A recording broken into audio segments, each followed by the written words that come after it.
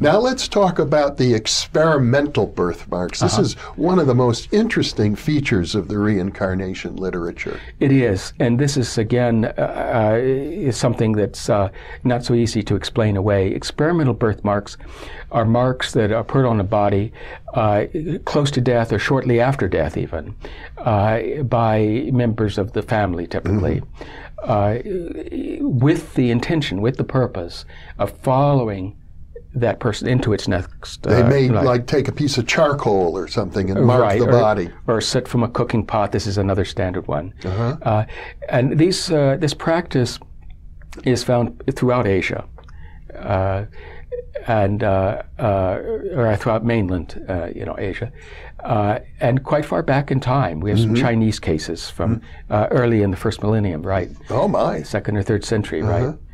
With experimental birthmarks. And so the idea is that some relative who has access to the body will mark it in a particular location. That's correct. Yeah. With a particular design, or often, sometimes it's just a mark. So just a mark. A mark. And other times, it can be more elaborate. Particularly, it's just a small mark. And birthmarks show up in the same location, typically with the same coloring. There is one Thai case where a lipstick tube was used to mark the back of the neck, and the child was born with a red circular mark on the back of the neck.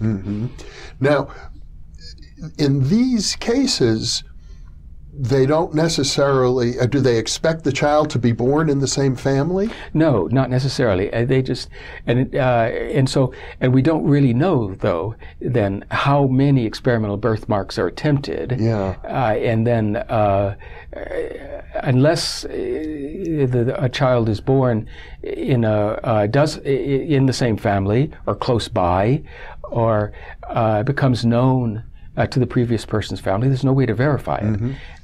So typically what we're talking about here, again, is the young child has memories of a previous lifetime. The child has birthmarks, and then researchers discover after the fact that the previous person's body had been marked. Right. Well, typically, it's not the researchers. By the time the researchers come along, the families have already made the connection. Yeah. But and in some cases, with the reincarnation in the same family, the mothers, know about the birth, about the experimental marks. Or if it's in a village, it might be known. It might be known.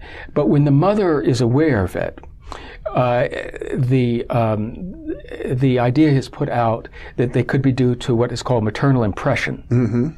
And that is that the mother is somehow influencing the child in her womb to have this mark. If the mother knew in advance. If the mother knew in advance. Yeah, because in this case, the previous person is already dead. Yes, that's correct. Yeah. So it's not necessarily a psychological motive of the previous person to cause such a birth.